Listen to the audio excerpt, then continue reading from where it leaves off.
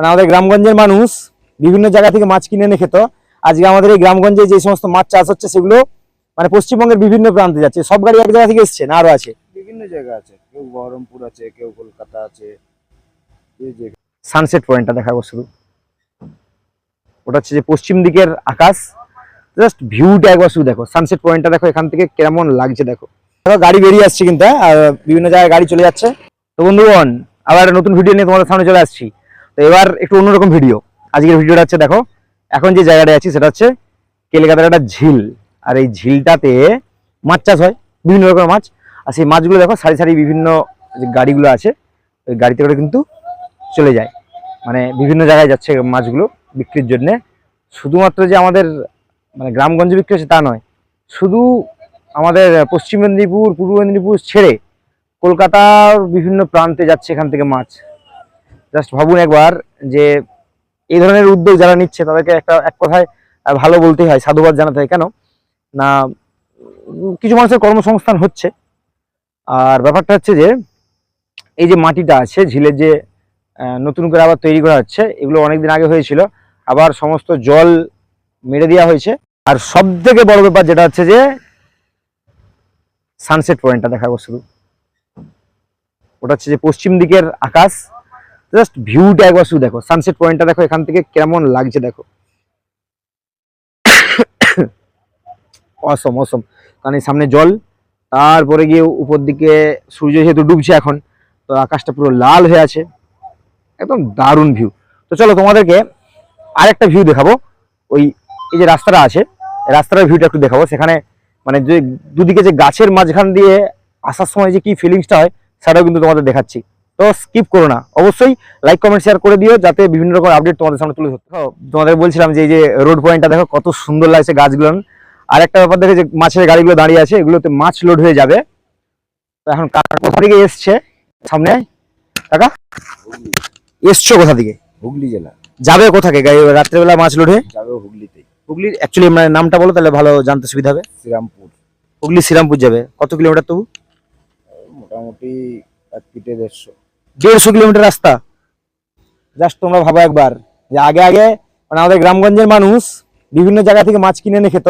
আজকে আমাদের এই গ্রামগঞ্জে যে সমস্ত মাছ চাষ হচ্ছে সেগুলো মানে পশ্চিমবঙ্গের বিভিন্ন প্রান্তে যাচ্ছে। সব গাড়ি এক জায়গা থেকে এসছে না আরো আছে? বিভিন্ন জায়গা আছে, কেউ বহরমপুর আছে, কেউ কলকাতা আছে। যে যেখান থেকে আসে। জাস্ট একবার ভেবে দেখো, ঠিক আছে? গ্রামগঞ্জ কিন্তু আর পিছিয়ে নেই, অনেক এগিয়ে গেছি আমরা। মানে আমাদের এই গ্রামগঞ্জে যে সমস্ত মাছ তৈরি মানে চাষ হচ্ছে পশ্চিমবঙ্গের বিভিন্ন প্রান্তে যাচ্ছে। তো দেখো আরো একটা গাড়ি দাঁড়িয়ে আছে, ওখানে ছিল হুগলি শ্রীরামপুর আগেরটা। এই কাকা কোথায় যাবে দেখতেছি। কাকা একটু মুখটা বের করো না, তোমাকে দেখা যায়নি, একটু বেরিয়েছো হালকা করে। জামাই বলে দিতে পারছো তো তুমি? জামাই জামাইটা বলে দিছে। তুমি এখন বলো যে তুমি কোথা থেকে এসছো? আমি কাটোয়া থেকে। বর্ধমানের কাটোয়া। কত কিলোমিটার রাস্তা আছে এখান থেকে?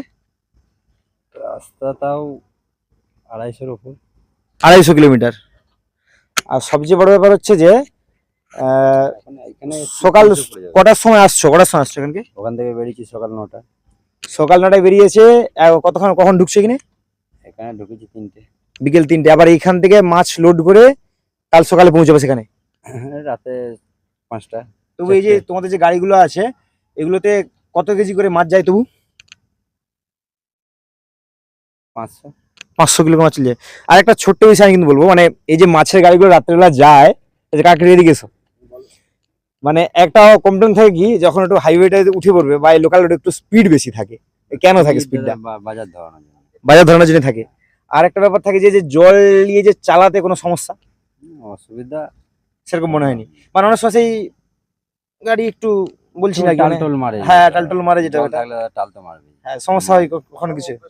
ওটা চালাতে চালাতে একটা হ্যাবিট হয়ে গিয়েছে ওটা, ওই জন্য অসুবিধা হয় না। মানে যদি কেউ আসে তাহলে অসুবিধা। কাল সকালে মাছের গাড়ি খালি হয়ে যাবে, তারপরে আবার চালান ফালান নিয়ে আবার বেরোবো। আবার এদিকে দিকে চলে আসতে হবে। মানে সব কাগজপত্র সব রেডি করে আছে একদম ভালো।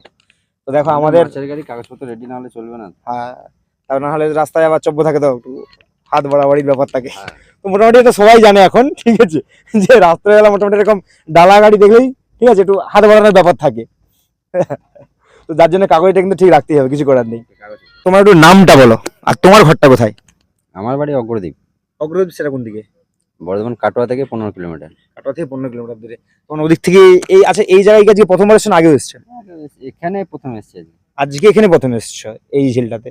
মানে তোমাদের বিভিন্ন জায়গা থেকে কন্ট্যাক্ট হয়ে যায়, তোমরা ঠিকানা ধরে চলে আসো? ঠিকানা খুঁজে পেতে সমস্যা? সমস্যা হয় না, গাড়ি আলাদার সঙ্গে যোগাযোগ আছে। মানে সব একভাবে চ্যানেল করে চলে আসে আর কি। যাক, ভালো। মোটামুটি আমাদের গ্রামগঞ্জের মাছ চারিদিকে ছড়িয়ে যাচ্ছে।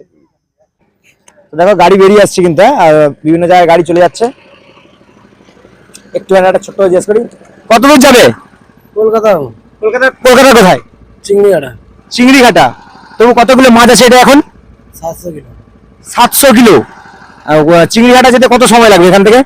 এখান থেকে 3 ঘন্টা আরো লাগবে। 3 ঘন্টায় পৌঁছে যাবে, 3.5 ঘন্টায় পৌঁছে যাবে। আর এই যে গাড়ির যে মাছ নিয়ে যাচ্ছ, কাগজ চালানপত্র সব ওকে? একদম ওকে। কি নাম আছে তোমার? শেখ রবি বলি। চলো সাবধানে যেও। দেখো একের পর এক গাড়ি কিন্তু বেরিয়ে যাচ্ছে, আর গাড়ি থেকে মাছের জল পড়ছে, বাজে গন্ধ। ওইদিকে দেখো আবার গাড়িগুলো কিন্তু সব লোড হচ্ছে। তো চলো, তোমাদেরকে বলেছিলাম যে রাস্তার দুদিকে যে গাছ আছে, বটম ব্রাসের গাছ, এগুলো বটম ব্রাসের গাছ। একটু গাছ একবার, এই গাছগুলো বিশেষত ব্যবহার হয় ফুলের কাজের, ডেকোরেশনের জন্য। কারণ যেহেতু মানে ফুলের কাজের সাথে যুক্ত, তো তাই বেশ বিষয়টা জানি, তাই আপনাদেরকে বলতে পারছি। তো এই যে দুদিকে গাছ আছে, এটা ঠিক আর একটু আগে, মানে আর 1 ঘন্টা আগে এই জায়গার যে পরিস্থিতিটা ছিল সেটা কিন্তু একদম জাস্ট ফাটাফাটি একদম। তো এখন সন্ধে হয়ে এসছে, এবার এখান থেকে চলে যেতে হবে, কারণ যথেষ্ট একটা প্রাইভেট প্রপার্টি। আর অন্য একজন জায়গায় তো পোস্টার মেরে দিয়েছে, ঢুকা যাবে না, তো এরা এখনো পোস্টার দেয়নি। ভালো ব্যাপার। আর খুব সুন্দর একটা পরিবেশ এই মুহূর্তে। লাস্ট সানসেট হচ্ছে এখন, লাল হয়ে আছে আকাশটা, আর কিছুক্ষণ পরে পুরো চারদিক অন্ধকার।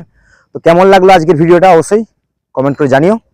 আর এরকম ভিডিও আপডেট তো তোমরা পেয়েই যাবে প্রতিনিয়ত, যাতে আরো দ্রুত পাও, সেই জন্য আমার প্রোফাইলটাকে ফলো করে নাও।